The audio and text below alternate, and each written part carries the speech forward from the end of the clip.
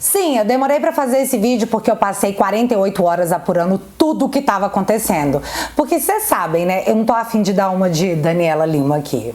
Esse vídeo é para contar a história por trás da operação de quinta-feira que, confesso, chocada? Não. A mídia e os parlamentares de esquerda estão anunciando há meses que isso aconteceria. E eles não só anunciavam, mas eles cobravam. Tá, mas e o exército? Quando é que a Polícia Federal vai pra cima? Fih, isso rolou no Metrópolis, no UOL, na Folha, no Globo, em todos eles. Portanto, o dia chegou. Sem surpresa alguma. E eu já adianto, tá? Sem nenhuma informação privilegiada aqui. Vai ter mais. E o porquê? Eu te explico nesse vídeo. Vamos começar pelo início. E eu preciso que você entenda toda a operação de quinta-feira pra gente comentar o desenrolar. Mas antes eu preciso expor um método. Com relação à fala dos outros presidentes, com relação à minha narrativa, ou seja, todo mundo sabe o que eu falo e todo mundo sabe o que eu penso. Em política, toda vez que você quer destruir um adversário, a primeira coisa que você faz é construir uma narrativa negativa dele. Então, para destruir o adversário é necessário se criar uma narrativa sobre ele. Vamos então supor aqui que tudo isso é uma narrativa criada. Falta uma parte importante do enredo: convencer você. E condenação, aí sim, Bolsonaro preso. Mas por que isso? Há todo um cuidado para não deixar nenhum fiapo de dúvida sobre as provas, nenhum fiapo de dúvidas sobre a aliação da Justiça e do Alexandre de Moraes particularmente. E terceiro, Marcelo, para que a sociedade brasileira vá digerindo a ideia de que o Bolsonaro precisa ser preso. Por quê? Porque o Bolsonaro, apesar de tudo isso, ele é popular. E ele perdeu a eleição de 2022 por uma diferença muito pequena. Então, toda essa cronologia tem o fator policial, o fator jurídico e o fator político para que a sociedade entenda, compreenda e assimile a ideia da prisão do Bolsonaro. Tudo caminha para isso. A fala em tom de anúncio explica o que está sendo feito. De início, pegaram twitteiros da internet, seus rostos em todos os veículos de mídia davam a impressão. Seus rostos e perfis vinham acompanhados do enunciado. Uma milícia digital. Nada aconteceu, então foram para os influenciadores digitais, os youtubers, os palpiteiros da internet. A suspeita era uma organização criminosa, Morcrim. Nada aconteceu. Sobe-se mais um degrau. Vamos para cima de empresários. Grupos de WhatsApp golpista com direito a figurinhas antidemocráticas. De novo, nada aconteceu. Chegou então a vez de parlamentares, galera com foro privilegiado e falas garantidas pela Constituição. Fomentadores de golpe! Eles disseram. Lira e Pacheco nada fizeram. E a consequência foi nenhuma. Chegamos então no alto escalão do Exército e a cúpula próxima a Bolsonaro. E é nesse ponto da história que nós estamos. E aí? Quem que você imagina que é o último degrau? Foi uma escalada que, a cada degrau que se subia, uma pausa era feita para se observar como a sociedade reagiria. O que diriam os juristas? O que e como a mídia ia noticiar? Degrau a degrau, a conduta foi normatizada, até chegar ao ponto de não chocar ninguém. Soa como um curso natural do processo. Uma escada subida degrau a degrau, rumo à salvação democrática. A operação se chamava Tempus Veratis. Mas uma observação aqui, galera da PF. Eu entendi que vocês estavam querendo, dar um nome gourmet para Tempo da Verdade. Mas em latim, para ficar correto, seria o contrário, tá? Teria que ser Veratis Tempus. É o contrário. Mas vocês lacraram do mesmo jeito, viu? Todo mundo pegou a referência. E pensando que o anúncio da Cantanhede seria o tempo necessário para convencer a população de que Bolsonaro precisava ser preso pelo bem da democracia, a pesquisa Atlas Intel foi perguntar para a galera entre os dias 8 e 9 de fevereiro o que eles acharam da operação da PF. Mas o resultado foi esse aqui. 47% acham que o Brasil vive uma ditadura do judiciário. E a pergunta nem foi uma pergunta interpretativa, ela foi bem direta. Na sua opinião, o Brasil vive hoje uma ditadura do judiciário? Para 47,3% das pessoas, acham que sim. 20,9% acham que não. Mas eis um dado interessante. 16,7% acreditam que não, mas acham que muitos juízes cometem abusos e ultrapassam suas atribuições. E agora a gente vai analisar como que a CNN noticiou essa pesquisa. Olha que forma interessante. Para 46%, Bolsonaro planejou golpe. 42% veio em perseguição. Diz pesquisa Atlas Intel. Aí você lê e pensa que é um resultado desfavorável a Bolsonaro. Mas é só ler a primeira linha da matéria que diz o seguinte. Pesquisa Atlas Intel aponta que maior parte da população acredita que o ex-presidente Jair Bolsonaro está sendo perseguido injustamente, mas que ele planejou um golpe de Estado e deverá ser preso. Aí nessa hora eu fiquei confusa, porque se a maioria das pessoas acha que foi injusta, como que elas acham que ele vai ser preso por um golpe de Estado? Só que dessa vez a resposta tá na forma que a pergunta foi feita. Dá uma olhada. Na sondagem, há ainda a pergunta: independente da sua avaliação sobre a culpabilidade do ex-presidente, você acredita que o Bolsonaro será preso esse ano? Foi quando 38% responderam que sim, o que agora faz todo sentido, né? Porque quem pensa que ele está sendo perseguido, o que a pesquisa disse tratar da maioria, também acredita que a consequência dessa perseguição será a prisão do Bolsonaro. Mas a CNN ainda traz um outro lado importante da pesquisa: a confiança do povo brasileiro no judiciário. E a matéria diz: a pesquisa Atlas Intel inédita analisou ainda a confiança no judiciário, com resultado negativo ao poder.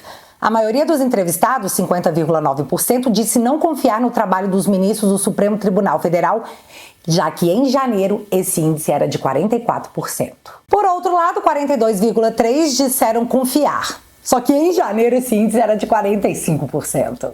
Então, em um mês, de janeiro a fevereiro, quase 7% a mais da população passou a não confiar na corte mais alta de justiça desse país, enquanto quase 3% dos que confiavam antes mudaram de ideia. Na mesma pegada, foi feita uma pesquisa para medir a popularidade de Bolsonaro caso as eleições fossem hoje. E o resultado, após um ano de governo Lula e a mídia em peso dizendo que as coisas não estão ruins, entenda, foi o seguinte: se as eleições fossem hoje, Lula e Bolsonaro empatariam de novo. Porque, aparentemente, desde a eleição para cá, ninguém mudou de ideia. Só que tem mais. Parlamentares de direita vencem batalha do engajamento nas redes sobre a operação contra Bolsonaro. Apoiadores do ex-presidente citaram perseguição e abusos do STF, enquanto opositores comemoraram o andamento da investigação contra os próximos do ex-presidente do Poder Executivo. Ou seja, para a percepção da população em geral, o Bolsonaro está sendo perseguido. Para as redes também. E você sabe qual é a conclusão do jornalista do UOL, Jamil Chad, que é petista? Que o Brasil ganha status de exemplo na luta contra a extrema-direita. Aí eu fui ler a matéria e você sabe quem que é mencionado como pessoa a dar esse status para o Brasil? Ninguém. Não tem nenhum nome. Jamil Chad fez a matéria dizendo que diplomatas disseram e que as capitais europeias disseram que se Bolsonaro ganhasse seria o fortalecimento dos grupos radicais pelo mundo. Mas note bem, nome de alguém não tem.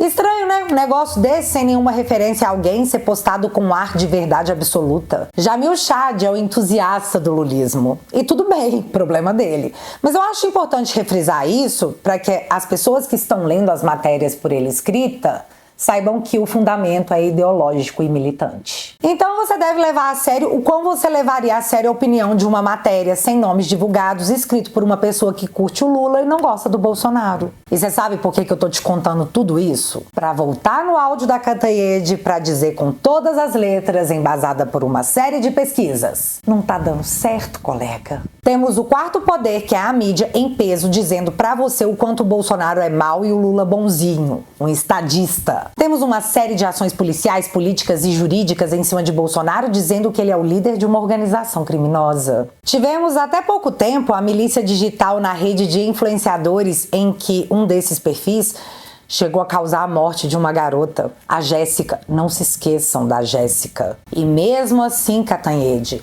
não tá dando certo. E sabe o que vai acontecer? Nada. Eles vão avançar mesmo assim, porque o Barroso já comentou essa situação há um tempo atrás. Valor do STF não pode ser aferido em pesquisa. E essa fala se deu em dezembro, quando a desaprovação da corte era de 38%. Então, fiote, eles não ligam. Eles não ligam porque eles não precisam de votos populares para ocuparem seus cargos. Então...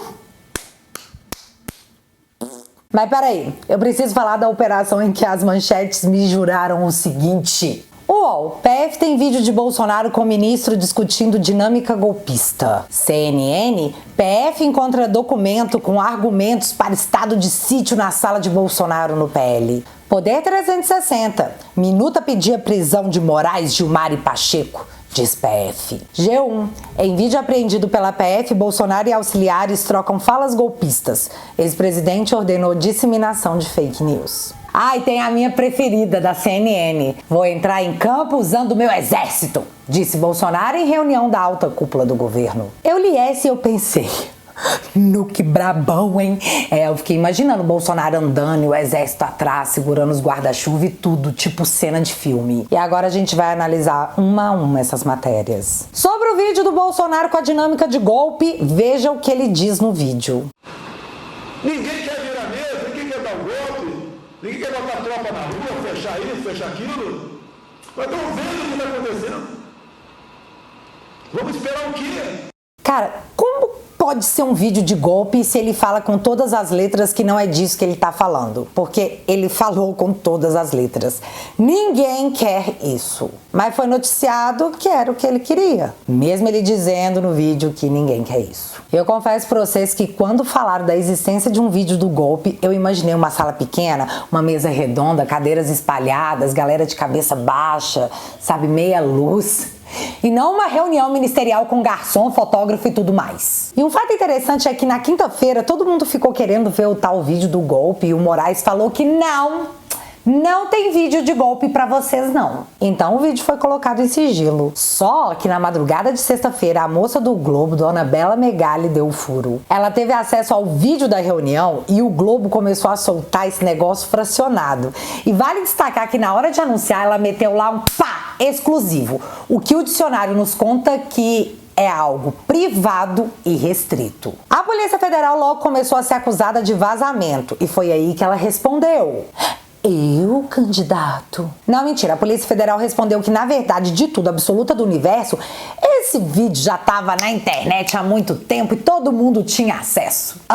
Aí das duas, uma. Ou a Bela Megali não sabe o que significa exclusivo, ou a Polícia Federal deu um passa-moleque em nós. Fato é que, na sequência, visto que os trechos já estavam em todos os lugares, Alexandre de Moraes retirou o sigilo e nós podemos assistir o tal vídeo do golpe, que, na minha opinião, nada mais é do que tudo que o Bolsonaro vem falando, não desde 2018, mas desde o início dos anos 2000. Goste ou não goste, ele foi eleito com esse discurso que eu não posso mencionar porque eu sou impedida por força de decisão judicial.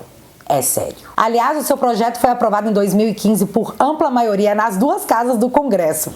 E eu tenho um vídeo muito legal para provar. E que tive a oportunidade de incluir a questão do voto impresso por ideia, proposta e trabalho do deputado Jair Bolsonaro, que no início desse debate talvez tenha sido um dos poucos deputados que acreditava que nós pudéssemos incluir na emenda constitucional e depois no projeto de lei que tive a oportunidade de também relatar. Então quero agradecer ao deputado Bolsonaro, agradecer ao plenário. A decisão de derrubar o veto do voto impresso é uma vitória da sociedade brasileira que pode ter o direito, a partir das eleições de 2018, de recontar qualquer uma das urnas. Que coisa, não? Mas o que eu quero frisar aqui novamente é que essa sempre foi uma pauta do Bolsonaro que agora era tratada numa reunião ministerial no jeito Bolsonaro de ser.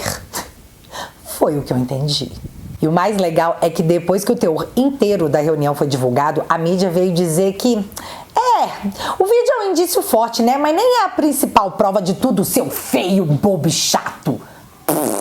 Vídeo de reunião mostra desespero do governo Bolsonaro, mas não é a principal prova do caso. E não deve ser mesmo, porque o Estadão fez uma matéria dizendo isso aqui. O presidente Jair Bolsonaro defendeu um golpe sem violência armada. em uma reunião de ministros no dia 5 de julho de 2022. Ao mesmo tempo que incentivava a equipe a divulgar desinformação sobre o processo eleitoral, o ex-presidente disse que não era o caso do então ministro da Defesa, Paulo Sérgio, botar a tropa na rua, tocar fogo e fazer... E aí colocou uma aspas. Nós vamos esperar chegar 23, 24 para se florer? Depois pergunta por que não tomei providências lá atrás. E não é providência de força não, Carvalho. É dar pipoco nos outros. Não é isso, polha. Não é isso. Fecha aspas. Eu tive que modificar os palavrões, né? Porque eu sou mocinha. E aí, vindo esse trecho, eu novamente me perguntei como que um golpe seria dado sem tropas, sem tanques, sem violência, sem nada que é necessário para um golpe. É sério? Como é que se dá um golpe sem esses negócios? Tem o poder da oração? Tem, claro. Mas fora isso, não tem como.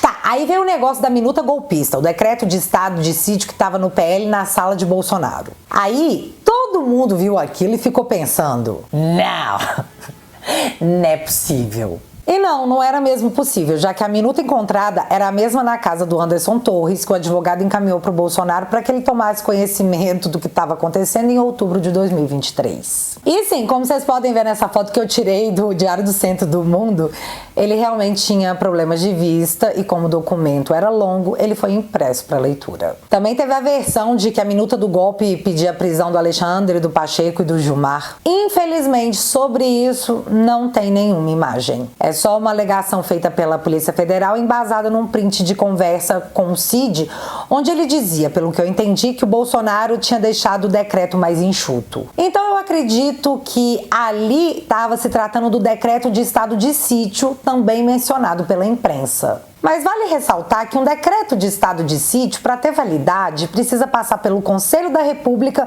e pelo Congresso Nacional.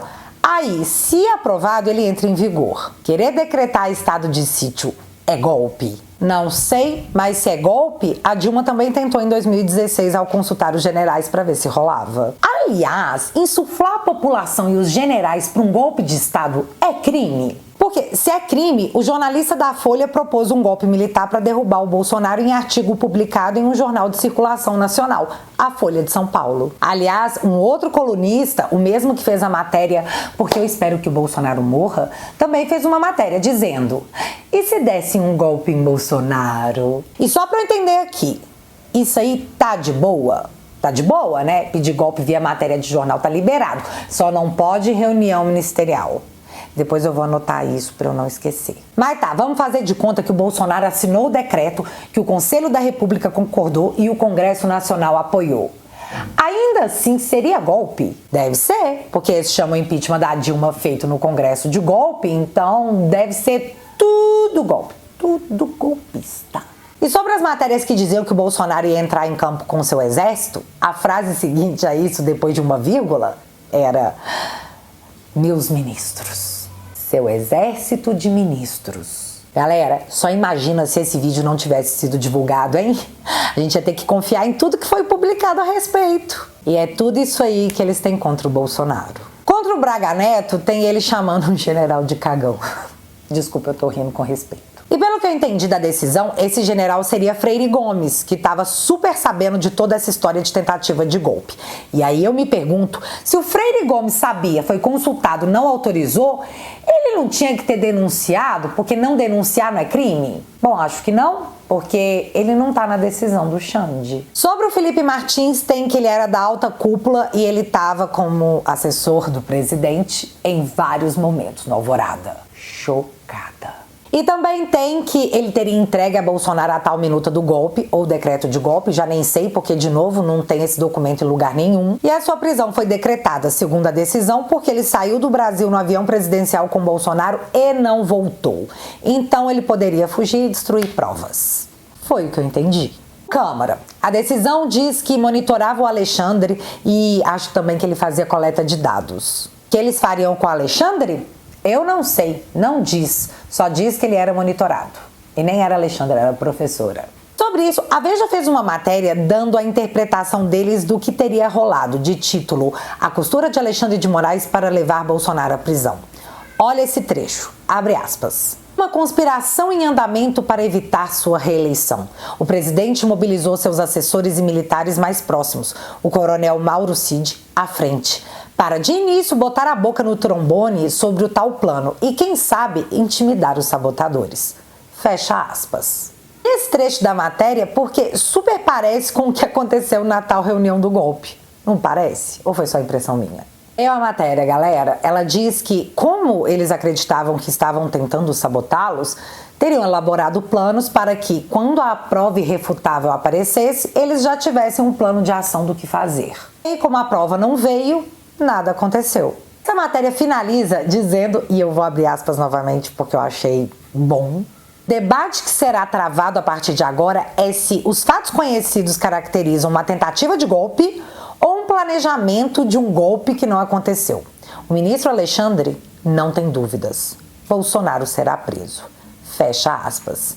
E vocês viram? Interessante, né? Alexandre não tem dúvidas. Então, para que uma investigação? Para convencer a população, lembrei.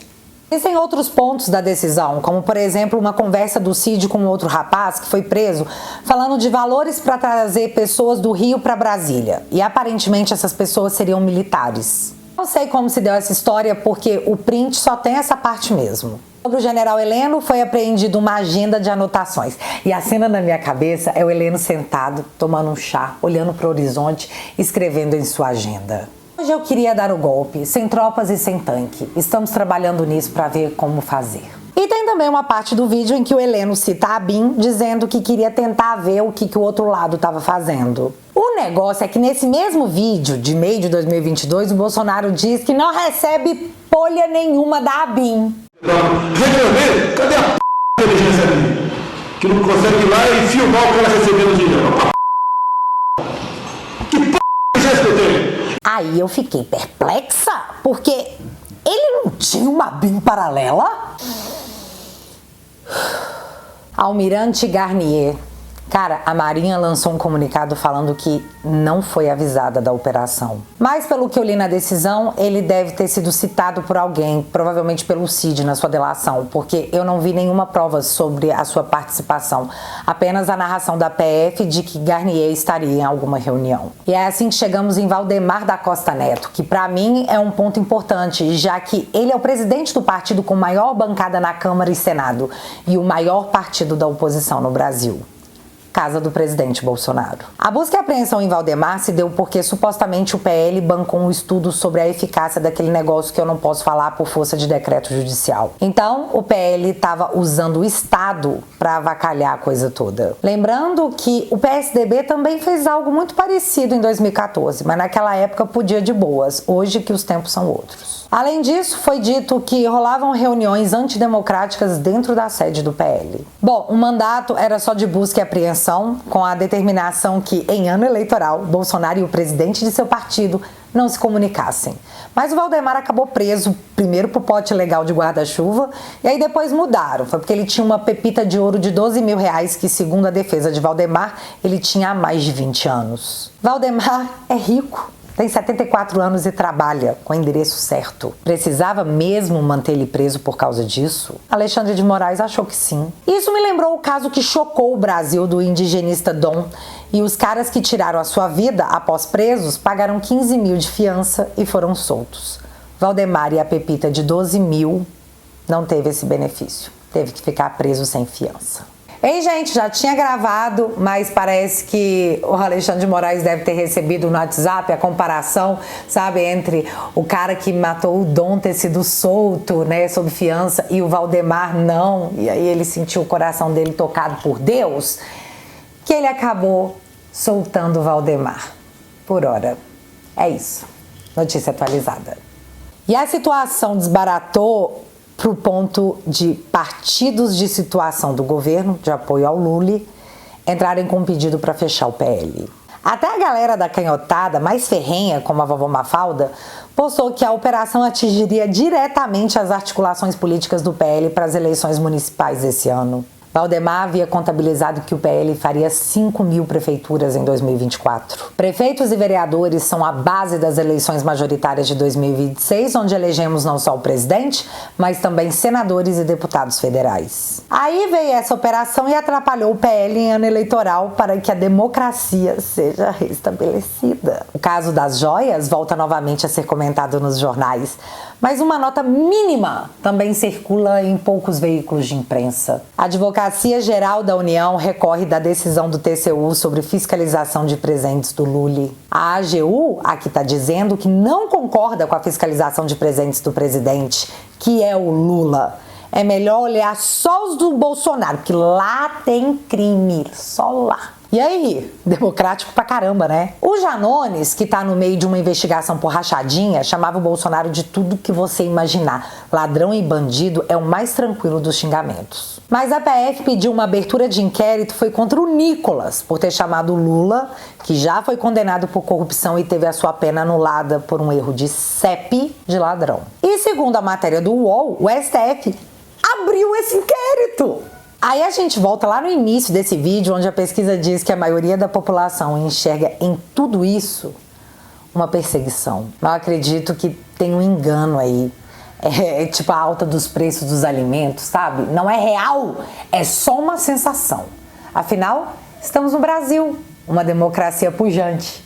Né, Mourão? Mourão que teve pedido de prisão protocolado pela Rede e pelo PSOL, porque partido político hoje em dia pode pedir a prisão das pessoas, compatível com toda e qualquer democracia. Já se fala na internet de mais 5 operações da Polícia Federal em cima de bolsonaristas, e eu acredito ser totalmente possível. Afinal, são vários inquéritos abertos, todos contra a oposição do PT. Logo, tempos difíceis realmente vieram e permaneceram, e nem precisa de vazamento para chegar a essa conclusão. E você sabe o que pode ser feito? Nada, não tem nada que possa ser feito. Você não tem para onde recorrer ou pedir socorro, porque tudo isso que está acontecendo é a instância máxima que autorizou. Esse enredo foi autorizado pela instância máxima que você poderia recorrer. Então, não tem como. É irrecorrível. E o interessante é que a imprensa ficou 2 dias falando da decisão do Toffoli que livrou a JBS e a Odebrecht.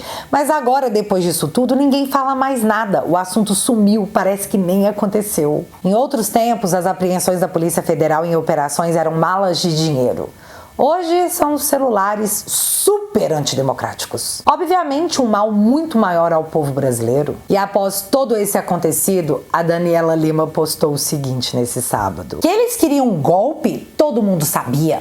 Mas ninguém liga, me disse um taxista hoje que emendou.